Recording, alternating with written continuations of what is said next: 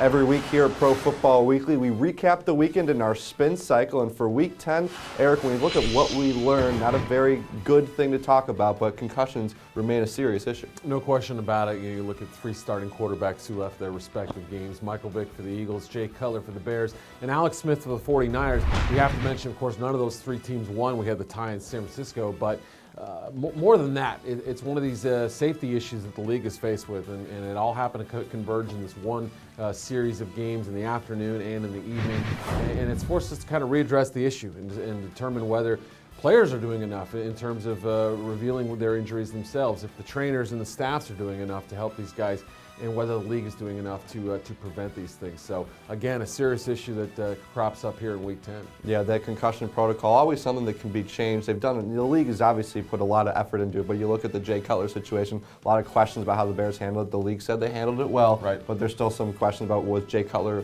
upfront and honest about his symptoms? Did the doctors not notice it? So I'm sure we'll continue to hear more about that. A few surprises in Week 10, and Eric, your biggest surprise is the fact that there's some teams that are still alive. A couple of 4 and 5 teams, the New Orleans Saints and Dallas Cowboys. Wasn't pretty for either one. The Saints obviously with a big victory at home. Cowboys going on the road to get theirs. Both teams remain in the NFC playoff picture, which just got even more cloudy after Sunday's game. So it's a fantastic situation that the Saints have put themselves in after a miserable start. They beat the Falcons, and they get to face them in a couple weeks on the road in a Thursday game. By that point, they could be above 500. We'll see if that defense can hang on for dear life. They've at least made big plays on that side of the ball, whereas the Cowboys matched that with their big plays on defense. Special teams, which has been a problem all year long, finally got that big punt return, some huge touchdown returns there that helped bolster the offense, which didn't put up a lot of points. And I know we talk about this every week, but boy, wouldn't the Saints and Cowboys wish they were in the AFC this time around, because we know that one of those wild card teams could be around that 9-7 range, which both those teams could get to.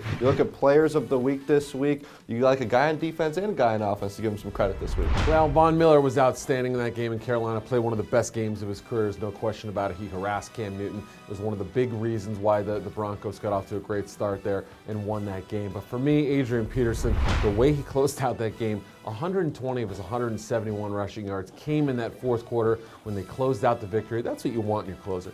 A guy who can absolutely be shut down for 3 quarters, 51 yards rushing, and then just blow through him. A 61-yard TD gave him a 2-touchdown lead. It really slammed the door in the Lions' faces. That's what put him up 2 touchdowns and ultimately put them out of their misery. And we should remind our viewers that Adrian Peterson did tear his ACL last December. Unbelievable. And he's putting up MVP-type numbers. Forget comeback play of the year. We're talking about one of the best players in the league right now. Just amazing what Adrian Peterson is doing. The Vikings get a huge, much-needed win in Week 10. Check out spin cycles from each division to see what our editors thought of their team's play in Week 10. Be sure to head to our website, profootballweekly.com.